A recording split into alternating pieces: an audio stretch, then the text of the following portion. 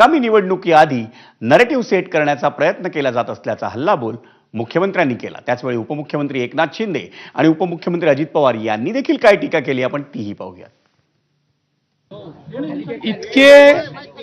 इतके कन्फ्युज्ड विरोधक मी माझ्या जीवनात बघितलेले नाहीत।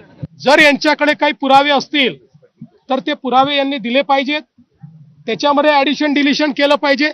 हे काही करायचं नाही, कायदा समजून घ्यायचा नाही आणि केवळ नरेटिव्ह तयार करायचा प्रयत्न हे करतायत। विकास आघाडी नाही तर कन्फ्यूज आघाडी आहे। म्हणजे काय त्यांना बोलावं आणि काय करावं हे सुधरत नाहीये। त्यामुळे खऱ्या अर्थाने ही जी काही त्यांची मागणी आहे निवडणुका पुढे ढकलण्याची, यावरून त्यांना त्यांचा पराभव समोर दिसू लागलेला आहे आणि त्यामुळेच त्यांच्या पायाखालची वाळू सरकली आहे। महायुती जिंकणार याची खात्री त्यांना झालेली आहे। त्यांची मानसिकता जी आहे खचलेली मानसिकता आहे, त्यामुळेच अशा प्रकारचं वक्तव्य त्यांच्याकडून होतंय।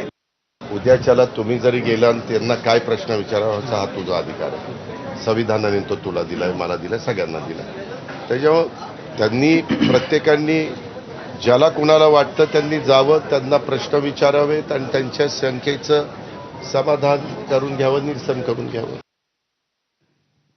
आणि आता एक धक्कादायक बातमी।